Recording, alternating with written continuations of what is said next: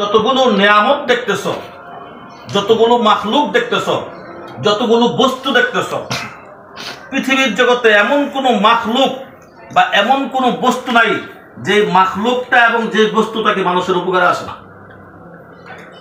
যেমন 18,000 মাখলুকাতের মধ্যে থেকে ধরেন একটা হিংস্র জানোয়ার ভাগ বলল, অথবা হিংস্র প্রাণী সাপ, একটা বিষধর সাপ। সাপ কিন্তু মানুষের চিরশত্রু, সাপ মানুষের চিরশত্রু না, আবার মানুষের সাপের চিরশত্রু। কিন্তু আবার এই সাপটাকে মানুষের উপকার আসে। এই সাপের বিষ দিয়ে মানুষের এমন একটা ঔষধ তৈরি করছে, ওষুধ খাওয়ার পরে মানুষ সুস্থ হয়ে যায়। আল্লাহ বলেন যে আসমান এবং জমিনের মধ্যখানে যতগুলো নিয়ামত দেখতেছো, যতগুলো মাখলুক দেখতেছো, যতগুলো বস্তু দেখতেছো, সমস্ত নিয়ামত গুলোকে আমি সৃষ্টি করেছি তোমাদের উপকারের জন্য। এই সমস্ত নিয়ামত থেকে ফায়দা উপার্জন করবে আর আমি আল্লাহর ইবাদত করবে। তাহলে আল্লাহ রাব্বুল আলামিন মানুষকে সৃষ্টি করছেন কেন? ইবাদত করার জন্য। এখন ইবাদত কি? একটা প্রশ্ন আসে না? জি। ইবাদত কি? ইবাদত কি? লা ইলাহা ইল্লাল্লাহু মুহাম্মাদুর রাসূলুল্লাহ সাল্লাল্লাহু আলাইহি ওয়াসাল্লাম। ইকরার বিল লিসান, জবান দ্বারা আমি স্বীকার করলাম। তাসদীক বিল জানান, আমি অন্তর দ্বারা বিশ্বাস করলাম আল্লাহ ছাড়া কোনো মাবুদ নাই। মুহাম্মাদুর রাসূলুল্লাহ সাল্লাল্লাহু আলাইহি ওয়াসাল্লাম প্রেরিত বান্দা এবং রাসূল, এটা আমি অন্তরে বিশ্বাস করলাম। এখন এই কালমার দাবি কি? নামাজ পড়তে হবে। এই কালমার দাবি কি? রোজা রাখতে হবে। এই কালমার দাবি কি? হজ করা, যাকাত দেওয়া যদি সামর্থ্য থাকে, পর্দা করা, শরীয়তের সকল হুকুম আকামগুলো মানা। এখন আমি হজ করব, যাকাত দিব, নামাজ পড়বো, রোজা রাখবো, পর্দা করব, কোন কাজটা কিভাবে করব, এই ইবাদত কি জিনিস, ইবাদত শিক্ষা দেওয়ার জন্য আল্লাহ রাব্বুল আলামিন সাইয়েদনা আদম আলাইহিস সালাম থেকে নিয়ে জনাবে মুহাম্মদুর রাসূলুল্লাহ সাল্লাল্লাহু আলাইহি ওয়াসাল্লাম পর্যন্ত পর্যায়ক্রমে ধারাবাহিকভাবে এক একজন নবী রাসূল দুনিয়ার জগতে পাঠাইছেন। তাহলে মানুষদেরকে আল্লাহ রাব্বুল আলামিন দুনিয়ার জগতে পাঠাইছেন কেন? ইবাদত করার জন্য।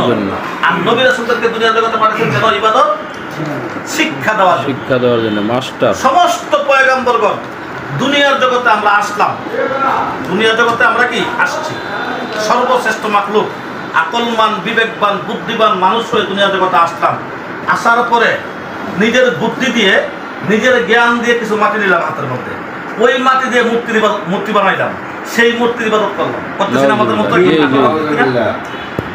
সর্বশ্রেষ্ঠ আকলমান, বিবেকবান মানুষগুলো সূর্যের ইবাদত করে, লিঙ্গের ইবাদত করে, এক একজনে এক এক খোদার ইবাদত করে। আল্লাহ বলেন, হে আমার বান্দা বান্দিরা, এই জন্য আমি তোমাদের সৃষ্টি করিনি।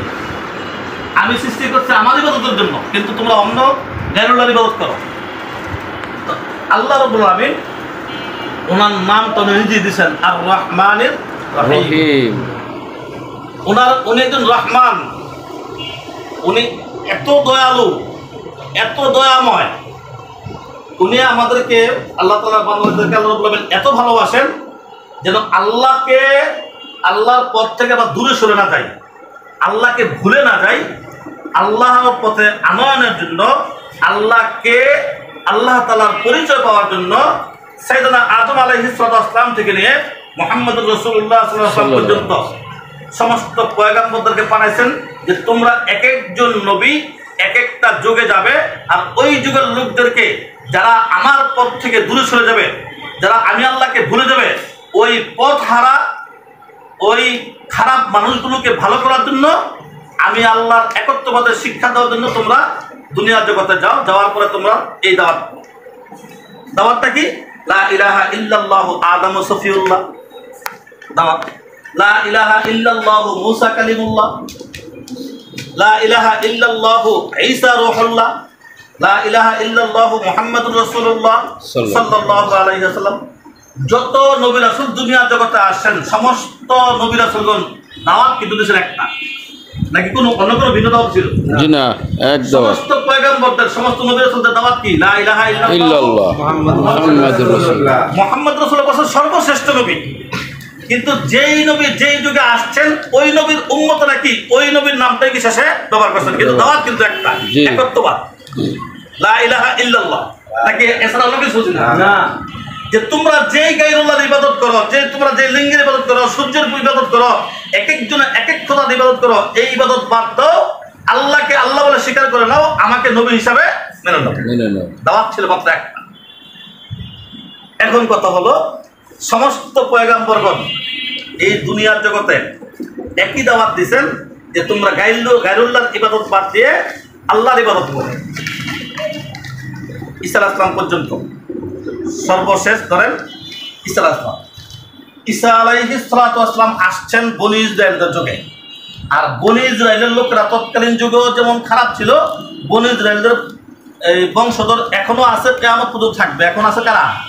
ইসরায়েল।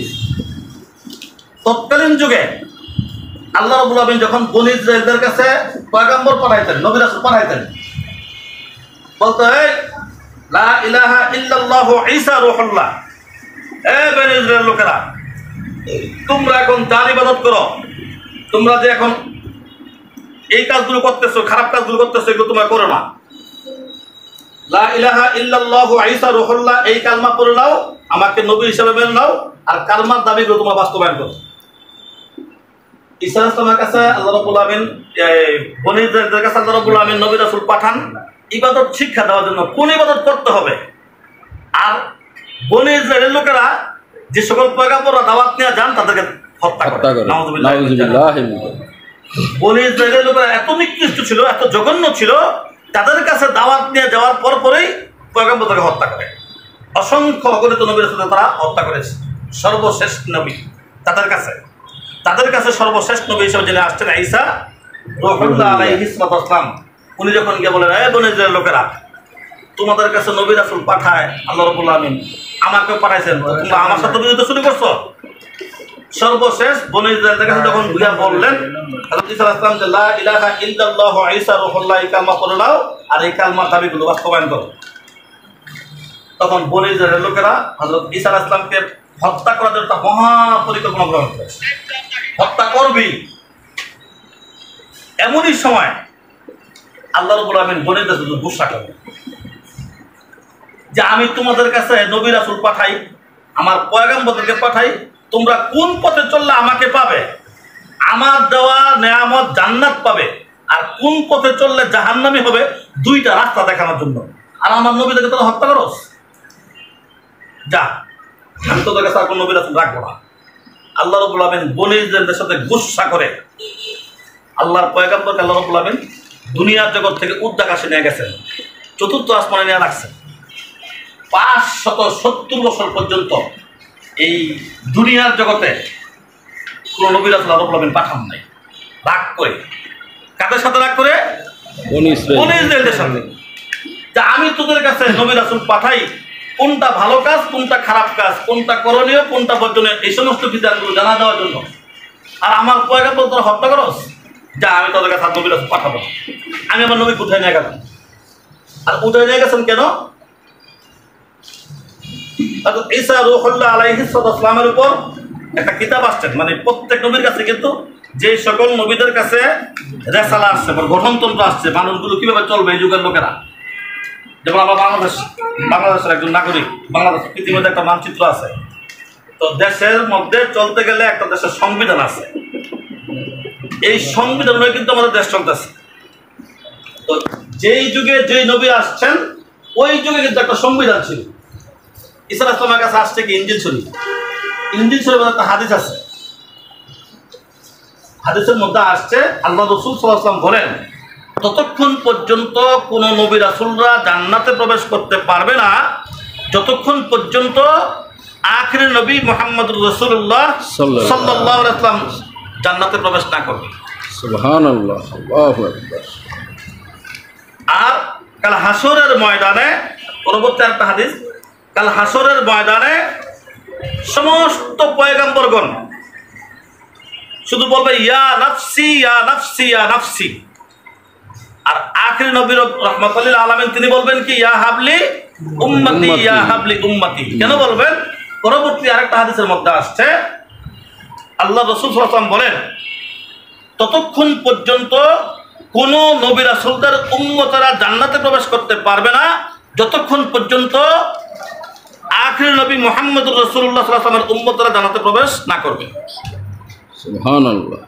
পরবর্তী আরেকটা হাদিসের মধ্যে আসছে যে কাল হাসরের ময়দানে সমস্ত পয়গম্বরগণ যখন বলবে ইয়া নাফসি ইয়া নাফসি, আল্লাহর রাসূল সাল্লাল্লাহু আলাইহি ওয়াসাল্লাম উম্মতে মুহাম্মদের দ্বারা তাদের কৃতকর্মের কারণে জাহান্নামী হয়ে যাবে, ওই জাহান্নামী উম্মতদেরকে বাছাই করে করে জান্নাতে পাঠিয়ে দিবে সুপারিশ করে। সুবহানাল্লাহ সুবহানাল্লাহ। সুপারিশের মাধ্যমে কি জান্নাতে পাঠিয়ে। তাহলে সুপারিশের মালিক একমাত্র একজন পয়গম্বর, একজন নবী, একজন রাহমাতাল লিল আলামিন। সুপারিশের দায়িত্ব কাদের? কয়জন? একজন। অন্য কোন নবী রাসূলরা কি সুপারিশ করবে? তারা বলবে ইয়া নাফসি ইয়া নাফসি ইয়া নাফসি। আর একজন নবী আছেন, একজন পয়গম্বর আছেন, একজন রাসূল আছেন যাকে বলা হয়েছে রাহমাতাল লিল আলামিন। এই রাহমাতাল লিল আলামিন কাল হাসরের ময়দানে তার উম্মতদেরকে সুপারিশ করে করে জান্নাতে পাঠিয়ে দিবে। সুবহানাল্লাহ। এই হাদিস যখন হযরত ঈসা রূহুল্লাহ আলাইহিস সালাতু ওয়াস সালাম তেলাওয়াত করলেন, তখন সাথে সাথে দুই হাত আল্লাহর দরবারে উঠায় বললেন, হে আল্লাহ, তুমি আমাকে নবী হিসাবে, পয়গম্বর হিসাবে, রাসূল হিসাবে দুনিয়া জগতে পাঠাইছো, শুকরিয়া আলহামদুলিল্লাহ। কিন্তু শেষ নবীর উম্মতদেরকে এত মর্যাদা দান করছো, এত ফজিলত দান করছো যে কাল হাসরের ময়দানে রাহমাতাল লিল আলামিন তার উম্মতদেরকে বাছাই করে করে, সমস্ত উম্মত থেকে কি বাছাই করবে? শেষ নবীর উম্মতদেরকে বাছাই করবে, বাছাই করে করে সুপারিশ করে জান্নাতে পাঠিয়ে দিবে। আল্লাহ, সেই নবীর উম্মত না বানা আমাকে দুনিয়া থেকে বিদায় করবে। সুবহানাল্লাহ। সেই নবীর উম্মত থেকে আমাকে দুনিয়া থেকে বিদায় করো না। নবীদের দোয়া আল্লাহ দরবারে কবুল হয়ে যায়, বলতে দেরি হয় কিন্তু কবুল হতে দেরি হয় না। আল্লাহর দরবারে দোয়া কবুল হয়ে গেছে, উনি আবার উম্মতে মুহাম্মদ হিসেবে দুনিয়া জগতে আসবেন। এখন আল্লাহর পরিচিত করলেন যে এখন যে বলে দিলেন লোকেরা যে হত্যা করার জন্য একটা মহা পরিকল্পনা করছে, যদি হত্যা করেই ফেলে, আল্লাহ তো অন্তর্যামী, আল্লাহু আলিমুন বিযাতিস সুদূর, আল্লাহু সামিউন বাসীর। আল্লাহ অন্তরের খবর জানেন, আল্লাহ যা মনে মনে বলি তাও কি শুনে, সব শুনেন, সব বুঝেন, সব দেখেন। তো পরবর্তী সময়ে উম্মতে মুহাম্মদ হিসেবে যখন উনি আসবেন আবার হত্যা করার পরে, তখন উনি লজ্জা পাইব না? আমরা না বলি, কাফের বেঈমান মুশরিক বলবে, তুমি আবার উম্মত হিসেবে, শেষ নবীর উম্মত হিসেবে আইছো, তোমার হত্যা করছিল আর। মানে এমন একটা বদনামের খোটা বলা হয় কি আমাদের দেশের ভাষা, যাতে খোটার ভাগি না হয়, এই জন্য আল্লাহ বলবেন আল্লাহ পয়গম্বরকে সসম্মানে উদ্যাকাশে রাখছেন। 570 বছর পর্যন্ত কোন নবী রাসূল আল্লাহ বলবেন এই বনী ইসরাঈলদের কাছে পাঠান নাই। আচ্ছা, একটা জিনিস চিন্তা করেন, যেখানে দুনিয়ার শুরু জীবন থেকে নিয়ে ঈসা আলাইহিস সালাম পর্যন্ত ধারাবাহিকভাবে পর্যায়ক্রমে একজন না একজন পয়গম্বর ছিলেন, এমন একটা মুহূর্ত, এমন একটা সেকেন্ড বাকি ছিল না যেই সেকেন্ডে, যেই মুহূর্তে কোনো পয়গম্বর দুনিয়া জগতে ছিল না। সেখানে 570 বছর পর্যন্ত বিশাল একটা গ্যাপ। মানে একটা খারাপ কাজ করলে, অন্যায়মূলক কাজ করলে এই কাজটা বাধা দেওয়ার মতো অথবা এই কাজটা করো না এই কথাটা বলার মতো কেউ নাই। যার ধরুন ওই বনী ইসরাঈলদের যুগে তারা অন্যায়মূলক কাজ করতে করতে জাহিলিয়াতের এমন একটা পর্যায়ে গেছে যেটাকে বলা হয় আইয়ামে জাহিলিয়া, বর্বরতার যুগ। নিজেরা মারামারি, কাটাকাটি, ছিনতাই, রাহাজানি, খুন, ধর্ষণ, হত্যা, যত রকমের অপকর্ম রয়েছে সমস্ত অপকর্ম তৎকালীন যুগে হয়েছে। আল্লাহ রাব্বুল আলামিন চিন্তা করলেন যে আমি যে আমার এই বান্দা বান্দীদের, এই মানুষদের, বনী ইসরাঈলদের কাছে গুসা করলাম, সাথে গুসা করলাম, আমার গুসা করে থাকলে তো আর দুনিয়া নাজাতি থাকবে না, অস্তিত্বহীন হয়ে যাবে দুনিয়া। তো আল্লাহ রাব্বুল আলামিন বলেন আমি আমার রাহমাতুল লিল আলামিনকে দুনিয়া জগতে পাঠাই। ওমা আরসালনাকা ইল্লা রাহমাতাল লিল আলামিন। আল্লাহ রাব্বুল আলামিন সর্বশ্রেষ্ঠ নবী মুহাম্মদুর রাসূলুল্লাহ সাল্লাল্লাহু আলাইহি ওয়াসাল্লামকে রাহমাতাল লিল আলামিন হিসেবে দুনিয়া জগতে 570 বছর সময়ে দুনিয়া জগতে পাঠিয়েছেন পয়গম্বর হিসেবে। দুনিয়া জগতে আসলেন রাহমাতাল লিল আলামিন হিসেবে, দুনিয়া জগতে আল্লাহ রাসূল আসলেন। আসার পরে এই বনী ইসরাঈলদের কাছেই তাদের যুগ তো চলতেছে, কিন্তু বংশরা ছিল কিন্তু কুরাইশের। আল্লাহ রাসূল আসছেন, আসার পরে 40 বছর পর্যন্ত সমস্ত মানুষদের কাছে যত ধর্ম এই পৃথিবীর যুগে ছিল তখন সমস্ত ধর্মের লোকদের কাছে উনি ছিলেন আল আমিন, ছিলেন আল আমিন। কিন্তু যখনই বলেছেন লা ইলাহা ইল্লাল্লাহু মুহাম্মাদুর রাসূলুল্লাহ, নবুয়ত প্রাপ্তি 40 বছর বয়সে যখন নবুয়ত প্রাপ্তি হলেন, নবুয়ত প্রাপ্তি হওয়ার পরে যখন দাওয়াত দিতে শুরু করলেন, তোমরা পড়ে নাও, তোমরা যার ইবাদত করতেছো, তোমরা যে অন্যায়মূলক কাজগুলো করতেছো, এই অন্যায়মূলক কাজগুলোকে বাদ দাও আর এই কালমা পড়ে নাও, লা ইলাহা ইল্লাল্লাহু মুহাম্মাদুর রাসূলুল্লাহ। সাল্লাল্লাহু আলাইহি ওয়াসাল্লাম। এই কালমা যখন দাওয়াত শুরু করলেন তখন হয়ে গেছেন কি উনি মিথ্যাবাদী, বিদ্রোহী। তখন হয়ে গেছে কি জাদুকর। আল্লাহ রসুলকে সর্বশেষ তারা হত্যা করার জন্য একটা মহা পরিকল্পনা গ্রহণ করেছে। এই জন্য আল্লাহ রাব্বুল আলামিন কি বলছেন যে আমি আমার রাহমাতুল লিল আলামিন তোমাদের কাছে বেজ্জতি করব না। এই জন্য আল্লাহ তাআলার হুকুমে উনি হিজরত করছেন। এই বাক্কা নামক শহর থেকে, কি এখন না মক্কা হয়েছে, তখন ছিল বাক্কা, এই বাক্কা নামক শহর থেকে ইয়াসরিব ছিল তখন মদিনা, ওই ইয়াসরিবে উনি হিজরত করলেন। তাহলে এখানে দুইটা সন বেরিয়ে আসে। একটা হলো যেদিন থেকে আল্লাহ রাব্বুল আলামিন দুনিয়ার জগৎ থেকে বনী ইসরাঈলদের কাছ থেকে ঈসা আলাইহিস সালামকে দুনিয়ার জগৎ থেকে উর্ধ্বাকাশে নিয়ে গেছেন, ওই দিন থেকে খ্রিস্টাব্দ সন চালু। আমরা বলি না আমাদের নবীজির জন্ম 570 খ্রিস্টাব্দে। খ্রিস্টাব্দ পাইলাম কোথাও? আমরা কিন্তু আবার লিখি ঈসাই খ্রিস্টাব্দ, দেখেন ইয়াতে লেখা আছে ঈসাই খ্রিস্টাব্দ। ঈসা আলাইহিস সালামকে দুনিয়ার জগৎ থেকে যেদিন উঠে নিয়ে গেছেন ওই দিন থেকে কি খ্রিস্টাব্দ সন চালু। আর আল্লাহ রাসূল সাল্লাল্লাহু আলাইহি ওয়াসাল্লাম যখন গোপনে দাওয়াত দিয়ে 3 বছর পারেন নাই, তখন আল্লাহ রাব্বুল আলামিনের হুকুমে আল্লাহর পয়গম্বর আল্লাহ যখন হিজরত করলেন ওই দিন থেকে হিজরি সন চালু হয়েছে। তো আল্লাহ রাসূল সাল্লাল্লাহু আলাইহি ওয়াসাল্লাম রাহমাতুল লিল আলামিন হিসেবে দুনিয়ার জগতে আসছেন। আসার পরে নবুয়ত প্রাপ্তি হয়ে এই 63 বছর বয়সে উনি সমস্ত জাহিলিয়াতকে পরিবর্তন করছেন। সুবহানাল্লাহ, আলহামদুলিল্লাহ। সমস্ত অবকর্মগুলোকে বন্ধ করেছেন। আর ওই যুগটাকে উপহার, এমন একটা যুগে উপহার দিয়েছেন যে যুগটা ছিল কি স্বর্ণালী যুগ। সেই যুগটার নাম কি? স্বর্ণালী যুগ। আল্লাহ রাসূল সাল্লাল্লাহু আলাইহি ওয়াসাল্লাম যেইভাবে, যেই তরিকায়, যেই আদর্শে সমাজ প্রতিষ্ঠা করেছেন, ইসলামী আন্দোলন বাংলাদেশ আল্লাহ রসুলের আদর্শ বাস্তবায়নের জন্য এবং সাহাবায়ে কেরাম রাদিয়াল্লাহু আনহুম আজমাইনগণ যেভাবে আল্লাহ রসুল সাল্লাল্লাহু আলাইহি ওয়াসাল্লামকে মেনেছেন, যেভাবে ওনাকে পছন্দ করেছেন, যেভাবে ভালোবেসেছেন এবং যেভাবে মহাব্বত করে তারা অনুকরণ করেছেন, ইসলামী আন্দোলন বাংলাদেশ ঠিক হুবহু আল্লাহ তাআলার হুকুম আমরা কোন কাজটা কীভাবে করব, এই বিধানগুলোকে আল্লাহর জমিনে বাস্তবায়নের জন্য আমাদের সংসদের মধ্যে আল্লাহর দেওয়া আইন, দুনিয়ার জগতে সংসদের মধ্যে আল্লাহর দেওয়া আইন, কোরআনের আইন চালু করার জন্য ইসলামী আন্দোলন বাংলাদেশ কাজ করে যাচ্ছে, আলহামদুলিল্লাহ। এখন আমরা সকলে জানি যে ইসলামী আন্দোলন বাংলাদেশ কাজ করতেছে। আচ্ছা, ইসলামী আন্দোলন বাংলাদেশ ইচ্ছা করলেই কি কাজ করলে সংসদ আইন চালু হয়ে যাবে? কোরআনের আইন না, হবে না। কেন হবে না? আল্লাহ রাসূল সাল্লাল্লাহু আলাইহি ওয়াসাল্লাম বলেন, বিদায়ী হজ্জের ভাষণে উনি বলেছেন, আল ইয়াউমা আকমালতু লাকুম দীনাকুম ওয়া আতমামতু আলাইকুম নি'মাতি ওয়া রাদিতু লাকুমুল ইসলাম দীনা।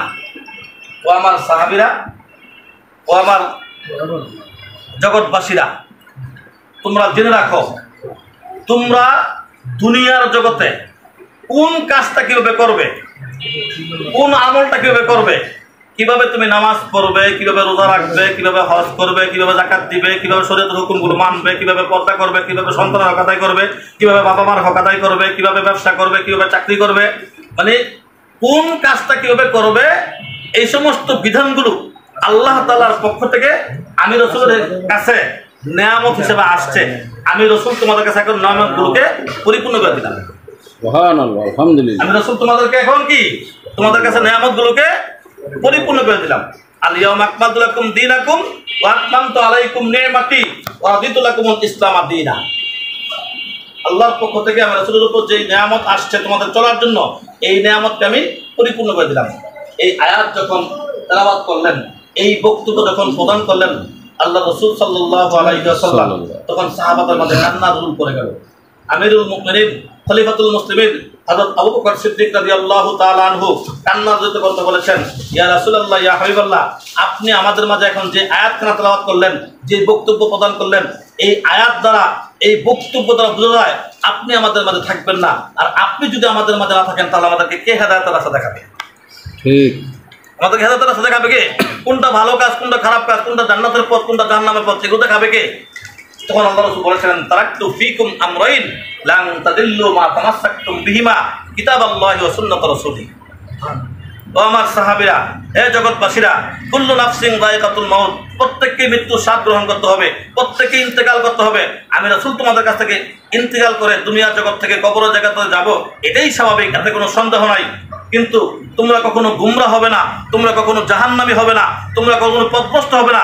আমি রাসূল তোমাদের কাছে দুইটা জিনিস রেখে গেলাম, কিতাবাল্লাহি ওয়া সুন্নাত রাসূলি। একটা হলো আল্লাহর পক্ষ থেকে আমার উপর যে কোরআন কিতাব অবতীর্ণ হয়েছে, কোরআন, এই কোরআন রেখে গেলাম।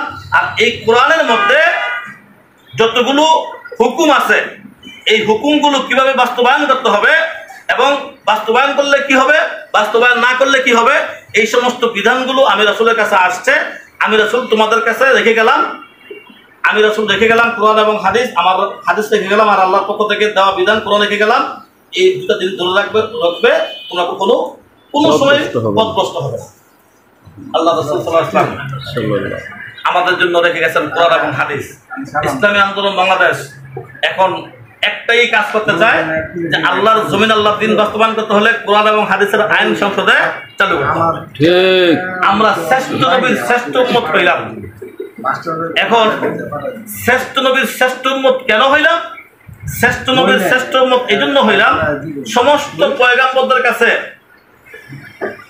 কিতাব আসছে, যে সকল পয়গাম্বরদের কাছে কিতাব আসছে ওনারা গঠনতন্ত্র অনুযায়ী কিতাব অনুযায়ী তারা কি দাওয়াত দিচ্ছেন। তাদের ইন্তেকাল হয়ে গেছে, তাদের আমলনামা শেষ।